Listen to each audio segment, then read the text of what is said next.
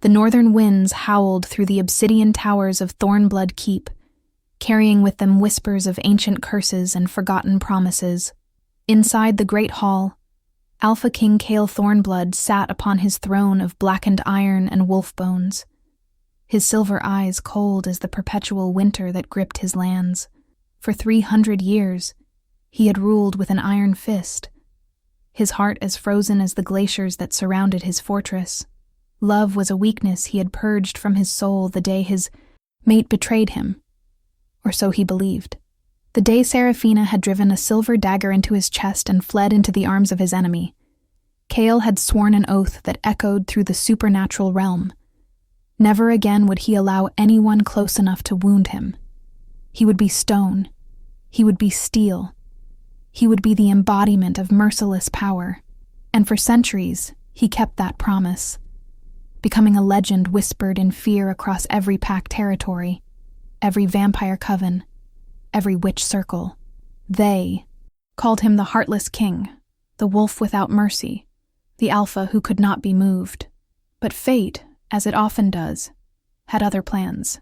The prisoner was brought before him in chains of silver that burned her flesh, leaving angry red welts across her wrists and ankles. Ilara Moonwhisper, they called her, an Omega from the southern Riverlands. Captured during a border skirmish that had left 12 of his warriors dead and 20 more wounded beyond natural healing. She was unremarkable at first. Glance, small and fragile-looking, with long silver hair that cascaded down her back like moonlight on water and eyes the color of forest moss in spring. But there was something about her that made Cale's wolf stir for the first time in decades. A restlessness in his chest that felt like claws scraping against his ribs from the inside. The moment she lifted her gaze to meet his, the world seemed to tilt on its axis. The mate bond slammed into him with the force of an avalanche, golden threads of destiny wrapping around his heart and pulling tight. No, this could not be happening. Not again. Not to him. He had been granted one mate in his lifetime, as all wolves were, and she had destroyed him. This had to be some kind of cruel joke from the moon goddess herself. Ilara felt it too. He could see it in the way her breath caught, in the way her pupils dilated despite the fear that radiated from her in waves. But there was something else in her expression, something that looked almost like recognition, like grief, like she had been expecting this moment and dreading it in equal measure. Cale forced himself to feel nothing, to let the ice in his veins extinguish any warmth the bond tried to create. He would not be fooled again. He would not be weak. With deliberate cruelty, he spoke his first words to his fated mate, his voice cutting through the silent hall like a blade through silk. Chain her in the dungeons. Let her rot with the rest of the traitors and spies. And if she dies, down there, good riddance. I have no use for weak Omegas who cannot even defend their own territories. The words tasted like ash in his mouth, and his wolf howled in protest. But Cale ignored it all. He watched as the guards dragged her away, watched as she did not fight or plead or even look back at him. Just went quietly, as if she had always known this was how it would be. If you are enjoying this tale of forbidden destiny and cursed love, make sure to hit that like button and let me know in the comments what you think Cale should do. Should he give in to the bond or continue to fight it? Subscribe so you do not miss what happens next, because this story is about to get even more intense. The dungeons of Thornblood Keep were legendary for their cruelty, carved deep into the mountain where the cold seeped into your bones, and the darkness was so complete it felt alive. Ilara was thrown into a cell that smelled of blood and despair, the silver chains removed only to be replaced by iron, shackles that allowed her slightly more movement, but not enough to matter. She collapsed onto the stone floor, her body trembling not from the cold or the pain, but from the overwhelming weight of finally meeting him again. 300 years. She had lived and died and lived again 17 times since that first life, that first betrayal that she did not commit, that first moment when Cale's love had turned to hatred. The curse was specific and cruel. She would remember everything from every life, would carry the accumulated grief of 17 rejections, 17 deaths, 17 lifetimes of loving a man who despised her for a crime she never committed. In that first life, she had been Seraphina, daughter of an allied Alpha, betrothed to Cale to unite their territories. They had fallen in love genuinely and deeply, a love that had made the very earth sing with joy. But Mordecai, Cale's most trusted advisor and a necromancer hiding in plain sight, had wanted something else. He had wanted Seraphina's power, for she was born with the rare gift of life magic, able to heal any wound, cure any poison, even bring the recently dead back from the brink. Such power, if harvested correctly, could grant immortality. Mordecai had orchestrated everything perfectly. He had used dark magic to create a puppet that looked exactly like Seraphina, had sent that puppet to stab Cale with a cursed blade that would not kill, but would make him vulnerable, and then had the real Seraphina blamed for the crime. Before she could defend herself, before she could tell Cale the truth, Mordecai had killed her and placed a reincarnation curse upon her soul. She would return again and again, always drawn to Cale, always destined to suffer his rejection, and with each death, Mordecai would siphon a portion of her life magic, slowly building his power over centuries. But something had gone wrong with the curse this time. Ilara could feel it. Her powers were stronger in this life than they had ever been before, as if the magic itself was tired of being leached away and had decided to fight back. She could feel the accumulated energy of 17 lifetimes coursing through her veins, waiting for the right moment to be unleashed. The question was whether that moment would come before Cale's hatred killed her again, either directly or by breaking what was left of her fractured heart. She had thought, foolishly perhaps, that she had built up enough scar tissue to withstand seeing him again, to endure his inevitable rejection. But the moment their eyes had met in that throne room, she had felt every single wall she had constructed crumble to dust. She still loved him. After everything, after 17 lifetimes of pain, she still loved the male who was both her salvation and her damnation. Days passed in the darkness, or perhaps it was weeks. Time lost all meaning in the perpetual night of the dungeon. Ilara sustained herself with tiny pulses of healing magic, just enough to keep her body from shutting down, not enough to draw attention. She could hear other prisoners in nearby cells, their moans of pain and whispered prayers to gods who did not answer. Some part of her, the healer's instinct that could never be fully suppressed, ached to help them. But she was too weak, too drained from the silver poisoning and the emotional devastation of facing Cale again. She spent her time in meditation, diving deep into her memories, trying to find some clue, some piece of information from her past lives that might help her break the curse once and for all. If she was going to die again, and she probably was, she wanted it to mean something this time. She wanted to end this cycle so that whatever soul came after hers would be free. Meanwhile, above in the world of light and power, Cale was unraveling. He told himself it was anger, told himself he was furious that fate would dare try to saddle him with another mate after what had happened with Seraphina. He threw himself into his duties with even more fervor than usual, training his warriors until they collapsed, attending council meetings where he made decisions with such cold efficiency that even his most hardened advisors flinched. But at night, when he was alone in his chambers, his wolf would not stop howling. The bond pulled at him constantly, a golden thread that seemed to wrap around his lungs and squeeze, making every breath painful. He could feel her down there in the darkness, could sense her, pain and resignation, and it drove him mad. Why did she not fight back?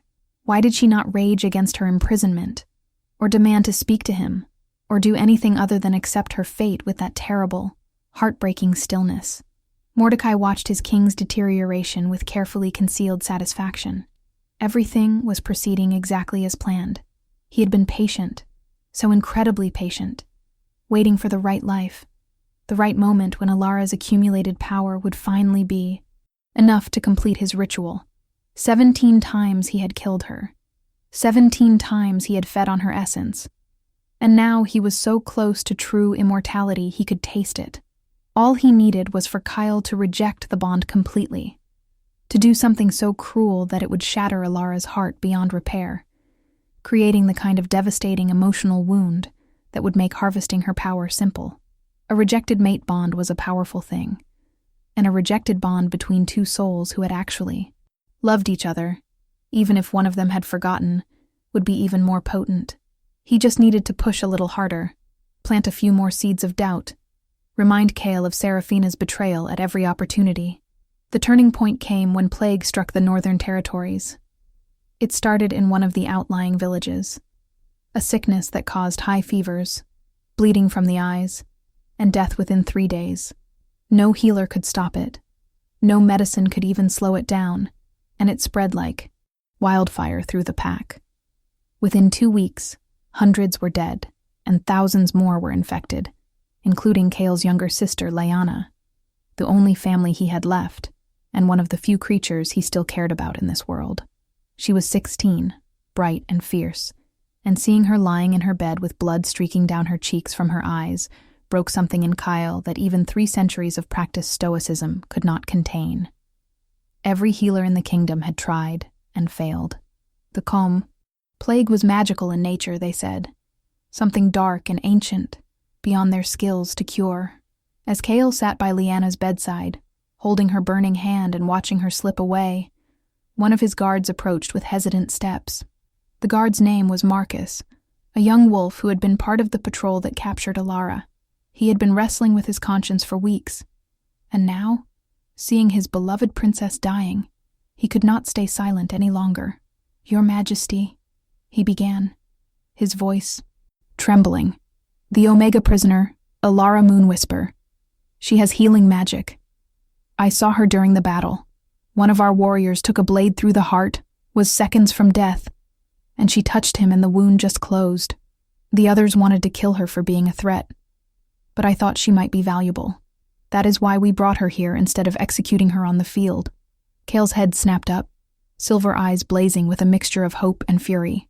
"And you are only mentioning this now, after hundreds have died?" Marcus flinched but stood his ground. "She was thrown in the dungeons on your orders, Your Majesty. I assumed you knew of her abilities.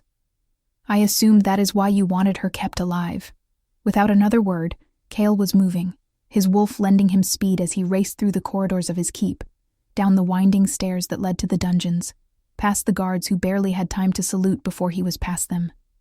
He found her cell easily, following the pull of the bond he had been trying so desperately to ignore, and what he saw when the torchlight illuminated the small space made his wolf snarl in rage. Alara was huddled in the corner, so thin he could see her bones through her skin, her silver hair matted and dull, her dress nothing but rags. But her eyes, when they met his, were still clear and green, and filled with a depth of sorrow that made him want to destroy something. "Get up," he commanded, his voice rough. "You have healing magic. You are going to save my sister." Alara did not move for a long moment, just studied him with those ancient, knowing eyes. When she finally spoke, her voice was hoarse from disuse but steady. "Why should I? You left me down here to rot. You called me weak and useless. You rejected our bond the moment you felt it. Give me one good reason why I should help you now." The words hit Kale like physical blows, and he realized with dawning horror that she was right. He had done all of those things. He had let his past trauma and his fear dictate his actions, and an innocent woman had suffered for it. But pride and desperation warred within him, and desperation won. "Because I am your king, and I command it. Because hundreds are dying, and you have the power to stop it. Because it is the right thing to do, regardless of what I have done to you." He paused, and then, with difficulty, added, "Please, she is just a child. She does not deserve this." Something flickered in Alara's expression, a softness that should not have survived 17 lifetimes of suffering. She pulled herself to her feet, swaying slightly, and walked to the cell door. "I will save her, and I will save as many others as I can, but not because you command it, and not because you begged. I will do it because healing is what I am, and I cannot stand by while people die when I have the power to help them. That is the difference between us, Kale Thornblood. You let your pain turn you into stone. I refuse to let mine turn me into you." The words were delivered without venom, just simple truth, and somehow that made them cut even deeper. Kyle unlocked the cell himself, noting with a flash of guilt that she flinched when he reached for her wrist to remove the shackles. He wanted to say something, to explain or apologize or something, but the words stuck in his throat. Instead, he led her up through the keep, acutely aware of how she had to stop every few flights of stairs to catch her breath, how weak he had allowed her to become. When they reached Lyanna's chambers, Alara did not hesitate. She went straight to the bed where the young princess lay dying, placed her hands on either side of Lyanna's face, and closed her eyes. What happened next would be spoken about in legend for generations to come. Light erupted from Alara's hands, pure and silver as moonlight, flowing into Lyanna's body like liquid starlight. The room filled with the scent of spring rain and wildflowers, and Kale watched in awe as the blood stopped flowing from his sister's eyes, as color returned to her cheeks, as her breathing eased and deepened into natural sleep. But the effort cost Alara dearly.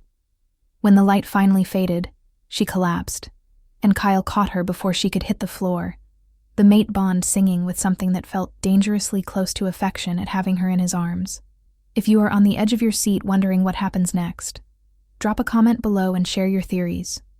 Do not forget to subscribe because this story is about to reveal secrets that will change everything. Hit that notification bell so you do not miss a single moment. For 3 days, Alara worked tirelessly, moving from patient to patient, pouring her healing magic into every infected person she could reach. Kale ordered that she be given the finest chambers in the keep, that she be fed the best food, dressed in clothes worthy of a queen, but she refused all of it. She would accept only simple meals to keep her, strength up, and basic clothing that would not hinder her movement. She slept in the healing halls alongside the plague victims, and when Kale tried to order her to rest, she looked at him with those penetrating green eyes and said, "You do not get to care about my well-being now. You made your choice in that throne room." But despite her words, despite the walls she had built, Kale found himself unable to stay away.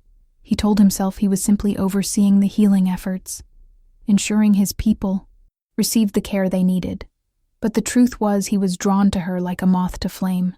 He watched her work, saw the gentleness with which she treated even the most difficult patients, the way she would sit and hold the hand of a dying elder and sing them into the next life when her power was not enough to save them, the way children lit up when she entered a room, because somehow they could sense she was safe. One night, when she finally allowed herself to rest, sitting on a bench in the healing hall gardens under the stars, Kale found himself approaching her without conscious decision. She did not acknowledge his presence, just kept staring up at the moon, and he sat down beside her in silence. Minutes passed before he spoke, his voice rough with emotion he did not want to name. "Why are you doing this? Really, after what I did to you, you could have let them all die, and I would have had no moral ground to punish you." Alara was quiet for so long he thought she would not answer, but then she sighed, a sound that carried the weight of centuries. "Because carrying hatred is exhausting, Kyle. Because I have already lost too much to this cycle of pain and revenge. Because every person I save is an act of defiance against the darkness that has tried to break me. Because healing is the only thing I have left that makes me feel like myself." Kyle felt something crack in his chest at her words, some piece of the ice that had encased his heart for so long. "The cycle?" he asked, latching onto that strange phrase. "What cycle are you talking about?" Alara turned to look at him then, really look at him, and he was struck by how old her eyes seemed despite her young face. "You really do not remember, do you? The curse made sure of that, made sure you would hate me fresh and new every single time, with no memory of the truth." She laughed, but it was a broken sound. "Part of me is glad. At least one of us got to forget the pain." Before Kale could press her for more information, before he could demand to know what she meant by every single time, a commotion erupted from the healing halls. One of the patients was having a violent reaction, seizing and screaming, and Alara was on her feet and running before Cale could even process what was happening. What they found was worse than another plague victim. The man on the bed was transforming, his body contorting in ways that should not be possible, bones breaking and reforming, skin turning gray and leathery. Dark magic pulsed from him in waves, and Alara stumbled back as if struck. "No," she whispered, her face going pale. "No, it cannot be. Not him. Not now." The man's eyes opened, and they were completely black, voids that seemed to swallow light. When he spoke, it was with a voice that echoed with power and malice. "Hello, my dear Alara. Or should I call you Seraphina?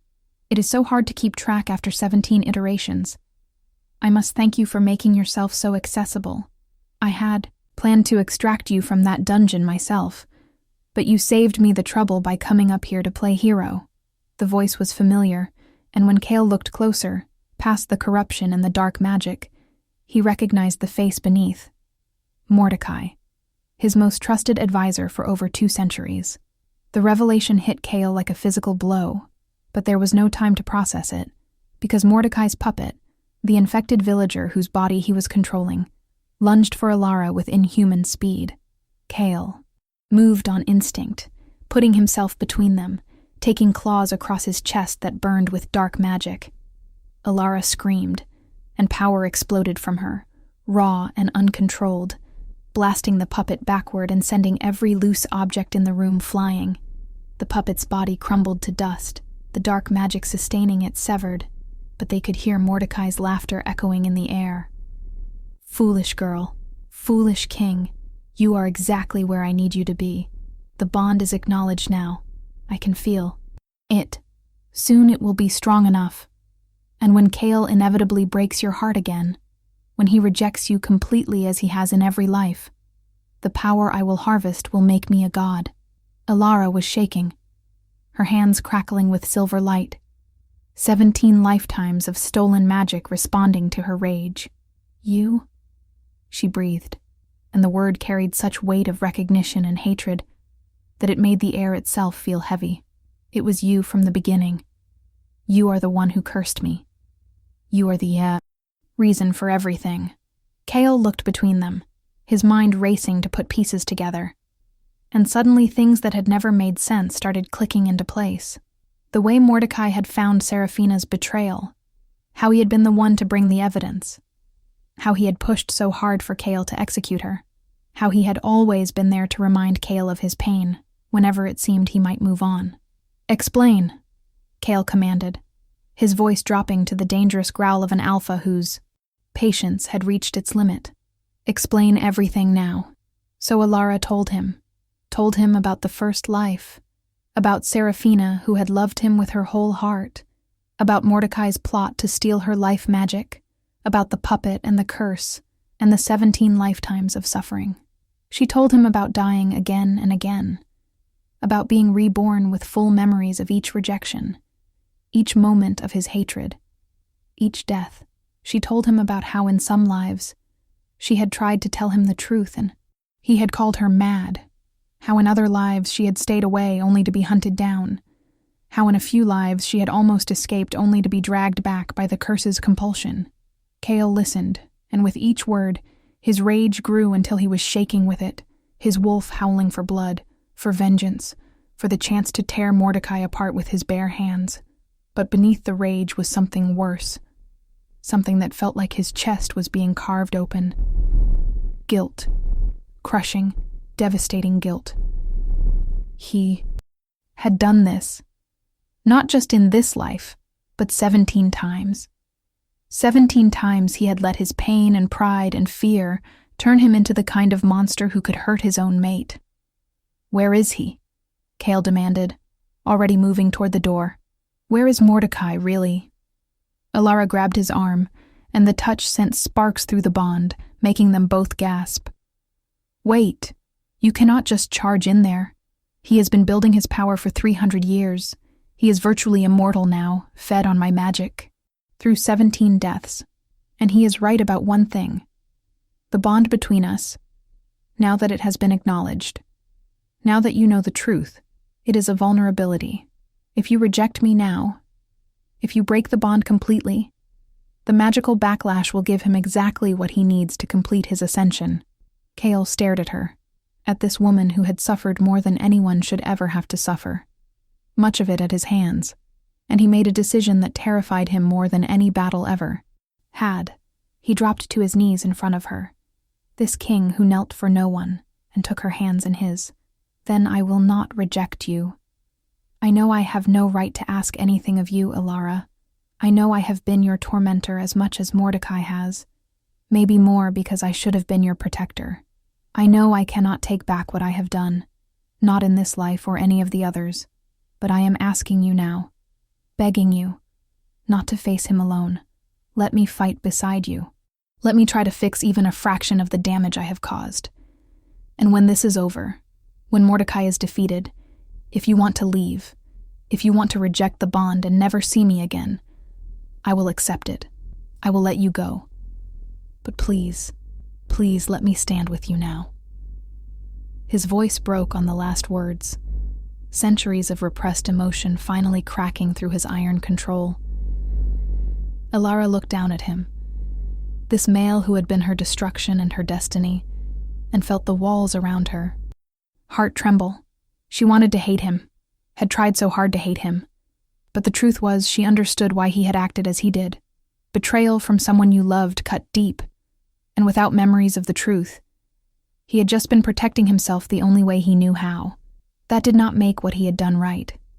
Did not erase the pain, but it made it comprehensible. And there was something in his eyes now, something raw and real and utterly broken that spoke to the parts of her that were equally shattered. Get up, she said softly, pulling him to his feet. We end this together. But Kyle, you need to understand something.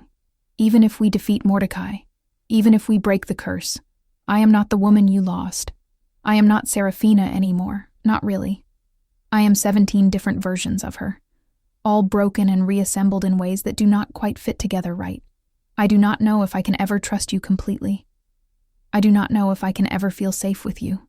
I know, Kale said, and there was such honesty in his voice, such acceptance of his own failures, that it made something in Alara's chest ache. I do not deserve your trust, and I do not deserve your forgiveness. But I swear to you, on my life and my wolf and my crown, I will spend every day I have left trying to earn them. The moment felt suspended in time, heavy with possibility, and then Alara nodded once, decisive. Then we need to prepare. Mordecai will not wait long. He has been patient for centuries. But now that things are in motion, he will want to finish this. We need to find him before he finds us.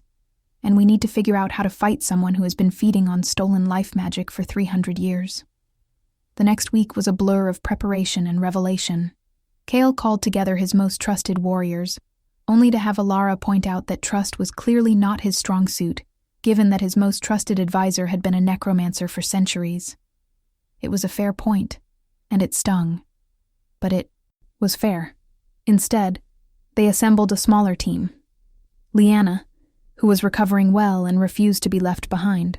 Marcus the guard who had spoken up about Alara's healing abilities, and an ancient witch named Cassandra, who lived in the mountains and owed Kale a favor from decades past. Cassandra took one look at Alara and whistled low. By the goddess, child, you are carrying enough stored magic to level a city. 17 lifetimes worth. If I am reading the aura correctly, Mordecai is a fool if he thinks he can just take that from you. That much power, harvested through that much suffering, it will fight back. Alara had not thought of it that way, but as Cassandra spoke, she could feel the truth of it. The magic inside her was restless, angry, tired of being used. They found Mordecai in the place where it had all begun, in the ruins of the old temple where Seraphina had been murdered in that first life. He was waiting for them, looking exactly as he always had, handsome and refined, and utterly cold. Right on time, he said pleasantly, as if they were meeting for tea rather than a battle to the death. I have prepared everything. The ritual circle, the binding spells, even a few surprises for our dear Alpha King, who cannot seem to learn his lesson. Did you know, Kale, that in the 5th life, you actually fell in love with her again? You were so close to breaking my curse just by accepting the bond. But then I reminded you of Seraphina's betrayal, showed you that forged evidence again, and you pushed her away so violently she died of a broken heart before I even had to lift a finger. That was my favorite one, I think. So deliciously tragic. Kale snarled and would have lunged, but Alara held him back, her hand on his chest. She could feel his heart pounding beneath her palm, could feel the bond pulsing between them, and she drew strength from it, even as she knew it also made them vulnerable. Your mistake, Mordecai, was assuming I would stay broken, was assuming that suffering would make me weak. But every life, every death, every moment of pain, it has all been building to this. You wanted my power? Let me show you what 17 lifetimes of accumulated magic looks like when it is finally unleashed. Light exploded from Alara, not the gentle silver of her healing magic, but something brighter, fiercer, divine. The very air around her began to shimmer, and Kale had to shield his eyes against the radiance. He could feel her drawing on the mate, bond, using their connection to anchor herself as she channeled power that should have torn her apart. Mordecai's pleasant expression finally cracked, revealing the hunger and madness beneath. No, no. That power is mine. I have worked for it, waited for it. I deserve it. He began chanting in a language older than kingdoms, and the ground beneath them started to crack, dark magic rising like smoke. Corpses pulled themselves from the earth, reanimated by his necromancy, dozens of them forming a wall between him and his prey. The battle that followed would be sung about by bards for generations. Kyle and his warriors fought the undead horde, his alpha strength allowing him to tear through them like paper. But for everyone they destroyed, 2 more seemed to take its place. Lyanna fought with the fierce joy of youth, her wolf form a blur of golden fur and flashing teeth. Marcus and the others formed a protective circle, keeping the majority of the undead away from Alara, who stood in the center of the chaos, gathering her power, preparing for what she knew she had to do. Cassandra was chanting her own spells, trying to unravel the curse that bound Alara to her cycle of reincarnation. But the magic was old and complex, and tied directly to Mordecai's life force. I cannot break it, she shouted over the din of battle. Not while he lives. The curse will snap back and kill her if we try to sever it while he is still channeling power through it. Alara had suspected as much, had known from the moment she understood what Mordecai had done, that there was only one way this could end. She looked at Kale, who was covered in blood and still fighting, still protecting her despite his own injuries, and she felt her heart crack open.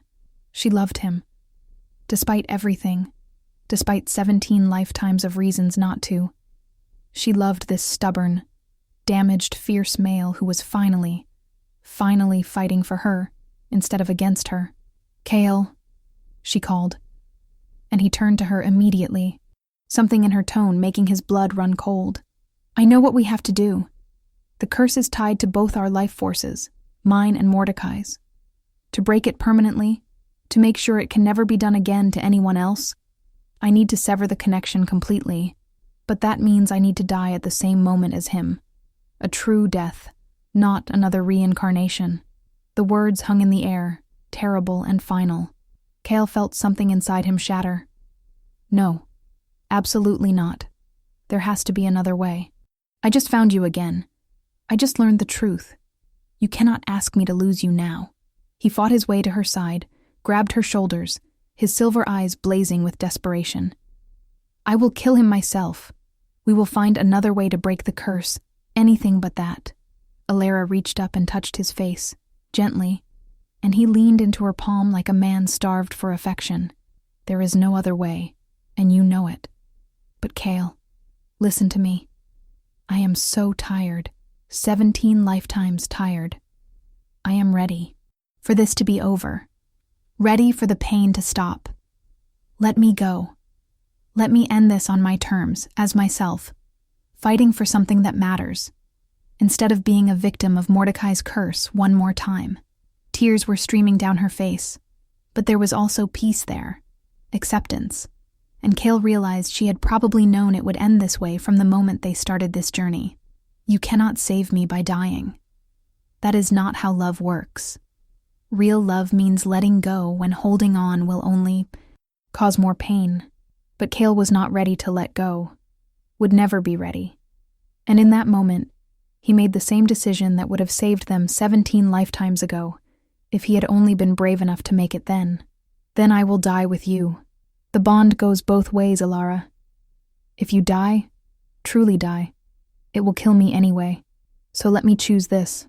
Let me choose you, finally. The way I should have chosen you from the beginning. His voice was steady, calm, absolutely certain. Together. We end. This together. Alara wanted to argue, wanted to push him away, protect him the way he had failed to protect her so many times before, but she could see in his eyes that he meant it, that this was not a dramatic gesture, but a truth he had accepted. And maybe, just maybe, that was how it was supposed to end, not with one of them suffering alone, but with both of them choosing love, choosing each other, choosing to face the darkness side by side.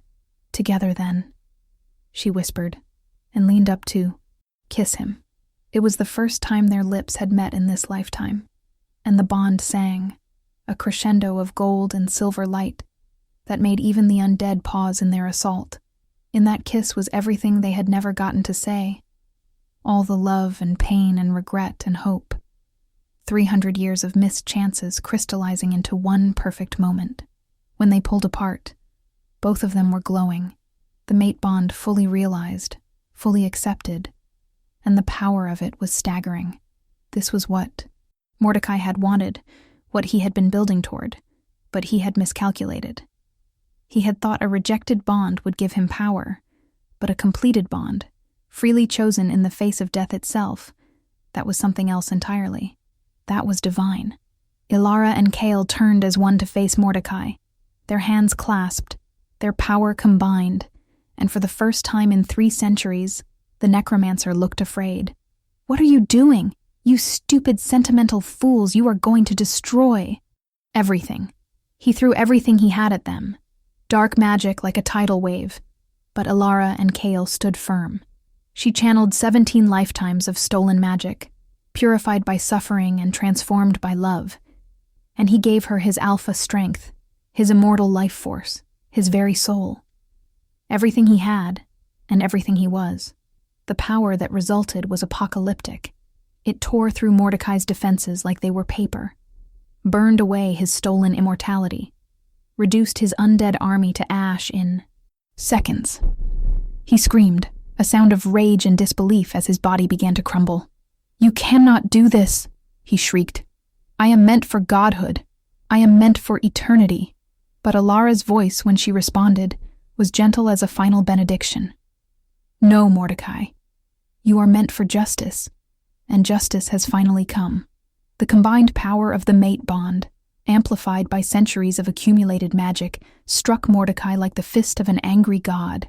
His body disintegrated, his soul torn apart. Every piece of stolen life magic returned to the cosmic cycle from which it had been taken. The curse shattered with a sound like breaking glass, the magical backlash rippling out in waves, and Alara and Cale collapsed together, their bodies unable to withstand the force of what they had just done. Cassandra rushed to them, her hands already glowing with healing magic, but she stopped short when she saw their faces. They were smiling, both of them, their hands still clasped, their eyes locked on each other. "Do not," Cale said weakly when the witch reached for them. "This is how it is supposed to be. Do not take this from us." But Cassandra was not trying to heal them, not exactly. She was examining the bond, the way the magic was flowing between them, and what she saw made her laugh, a sound of pure joy and disbelief. "You beautiful, idiotic, magnificent fools. You are not dying. You are transforming. Do you understand what you have done? You have created a true bond, the kind spoken of in legends, the kind that has not existed since the first wolves walked the earth. You are literally one soul in two bodies now.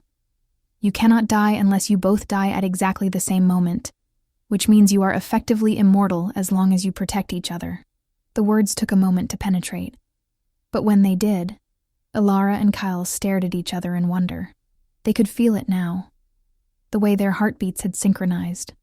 The way their magic flowed in a continuous loop between them, sustaining and strengthening them both. They were not dying. Against all odds, against all expectations, they were going to live.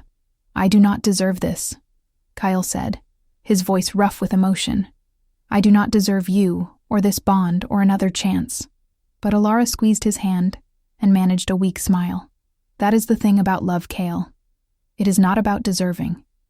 It is about choosing, and I choose you, now and always, in this life, and whatever comes after. But if you ever reject another, mate bond, or throw someone in a dungeon without at least talking to them first, I will make you regret it for the rest of our very long immortal lives." The threat made him laugh, an actual laugh, the sound rusty from disuse but genuine. "I will spend every one of those days making this up to you. I promise." They helped each other to their feet, leaning on each other, and Kyle looked at Liana and Marcus and the others who had fought beside them. "We have a lot of work to do. A kingdom to rebuild. A society to reform. Omegas should never be treated as lesser, and I need to make laws that reflect that. I need to create councils that include all voices, not just alphas. I need to be the kind of king who deserves a mate like Alara." Alara leaned her head against his shoulder, exhausted but happy, truly happy for the first time in 17 lifetimes. That sounds like a good start. Make sure to like this video if you loved this emotional roller coaster of redemption and second chances. Comment below what you thought of Kale and Alara's journey. And do not forget to subscribe for more supernatural romance stories that will keep you up at night. The months that followed were ones of healing and change. Kale made good on his promise, establishing councils that included representatives from all pack classes, including Omegas. He created laws that protected the vulnerable and punished those who abused their power. He personally oversaw the investigation into other advisors and officials, rooting out corruption that had festered for decades. And every night, he fell asleep with Alara in his arms, still amazed that she had given him this chance, that fate had been kind enough to let him fix his mistakes. Alara threw herself into building healing centers across the kingdom, teaching others with medical magic how to use their gifts, establishing networks that could respond quickly to any future plagues or disasters. She also began writing down the stories of her 17 lives, a chronicle that would serve as both warning and hope for future generations. Their bond became the stuff of legend, other mated pairs traveling from across the realm just to feel the power that radiated from them when they were together. Some said standing near them could heal old wounds of the heart, that their love was so strong it had transformed the very nature of mate bonds for all wolves. That might have been an exaggeration, but Cassandra told them privately that she suspected they had actually altered the magical fabric of the world slightly, making true bonds more likely, more powerful, more resilient. "You two did not just break a curse," she said. "You rewrote the rules." Liana became Kale's heir and his most trusted advisor, learning to rule with the same strength as her brother, but with greater compassion. She and Alara became close, more like sisters than in-laws, and Liana often said that Alara had saved her twice, once from the plague and once by saving her brother from himself. 2 years after the defeat of Mordecai, on a night when the moon was full and bright, and the northern lights danced across the sky in ribbons of green and purple, Alara gave birth to twins, a boy and a girl who came into the world glowing with the combined magic of their parents. Kale held his children and wept, something he had thought himself incapable of before Alara, and he whispered promises to them that he would be better, do better, love better than he had before. That night, as Alara rested and Kyle kept vigil over his new family, he found himself thinking about all the lives he had wasted, all the chances he had thrown away. The guilt would never fully leave him, he knew that, but Alara had taught him that guilt could be transformed into action. that regret could fuel positive change rather than paralyzing bitterness. 5 years later, the kingdom of Thornblood was unrecognizable from what it had been. Where once there had been fear and oppression, now there was justice and opportunity. Where once Omegas had been treated as property, now they held positions of power and respect. Where once Kale had been known as the heartless king, now he was called the reformed king, the alpha who had learned to love. But to Alara, he was simply Kale, her mate, her partner, her sometimes infuriating but always devoted husband. They still had arguments, still had moments where his protective instincts clashed with her independent spirit. Still had days where the memories of those 17 lost lifetimes cast shadows over their happiness. But they worked through it, together, because that was what you did when you had been given a miracle. On their 10th anniversary, Kale took Alara back to the ruins of the old temple where they had defeated Mordecai. The place had been transformed into a garden, a memorial to all those who had suffered under the curse. Both Alara's 17 incarnations and the countless victims of Mordecai's ambitions. Flowers grew where dark magic had once festered, and a fountain in the center provided water so pure it was said to have minor healing properties. Kale led her to a stone bench and pulled out a small wooden box, his hands trembling slightly. "I have carried this for a very long time," he said quietly. "It belonged to Seraphina, to you in that first life. Mordecai gave it to me after your death as proof of your betrayal. Said he had found it in your rooms with evidence of your plot. I kept it as a reminder of why I should never trust, never love, never be weak. But I want you to have it back now." Alara opened the box with shaking hands and found a silver locket inside, tarnished with age, but still beautiful. When she opened it, she gasped. Inside were 2 miniature portraits, one of a young Kyle, barely recognizable in his softness and hope, and one of a young woman with silver hair and green eyes who looked so much like Alara it was eerie. "That was us," Kyle said softly. "Before the curse, before the pain, before everything went wrong.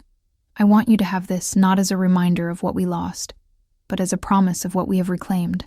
I loved you then, Alara, even if I did not remember it, and I love you now, with everything I am and everything I will ever be, in every life, in every death, in every possible universe. I would choose you. I am just sorry it took me so long to figure that out." Alara looked at the locket, at the young, hopeful faces captured in silver and paint, and felt tears streaming down her face. But they were good tears, healing tears, the kind that washed away old pain rather than creating new wounds. "We cannot change the past," she said finally, closing the locket and fastening it around her neck where it settled right over her heart. "But we can honor it by making sure the present and future are better. You have done that, Kyle. You have become the man that boy in the portrait hoped to be, and I have become someone that girl would be proud of. That is enough. That has to be enough." She leaned into him, and he wrapped his arms around her, and they sat there as the sun set, watching their children play in the memorial garden, proof that even the darkest curses could be broken, even the deepest wounds could heal, even the most lost causes could find redemption. In the years that followed, their story spread far beyond the northern territories. Other kingdoms began to reform their own laws regarding omegas and mate bonds. Healing centers modeled after Ilara's sprang up across the realm. Young wolves grew up hearing the tale of the Alpha King, who had been given 17 chances to get love right and almost missed everyone, and of the Omega Queen who had suffered through 17 lifetimes and still chose compassion over cruelty. The tale became a teaching story, a reminder that love required not just feeling but action, not just passion but choice, not just destiny but dedication. And every time the northern lights danced across the sky, people said it was Alara and Kale's bond made visible, their love so strong it painted the heavens with color. If this story touched your heart, please take a moment to like and share it with someone who needs to hear about redemption and second chances. Drop a comment telling me which part resonated with you most, and make sure you are subscribed so you never miss another tale of supernatural romance that will make you believe in the power of love to overcome even the darkest curses. Decades turned into centuries, and Kale and Alara aged not physically, but spiritually, growing wiser and deeper with each passing year. They saw kingdoms rise and fall, saw their children have children who had children, saw the world change in ways both wonderful and terrible. But through it all, they had each other, and that made even immortality bearable. On quiet nights, when the keep was silent and the moon was bright, Kyle would hold Alara close and whisper the same words he had whispered every night since they defeated Mordecai. "In every life, in every death, I choose you. Forgive me for taking so long to understand." And Alara would smile and whisper back, "I forgave you the moment you finally chose to fight for us instead of against us. Now stop apologizing and just love me." And he would, with everything he had and everything he was, grateful beyond measure that fate had given him not just 17 chances, but forever to get it right. And this time, for the first time in 17 lifetimes, he did.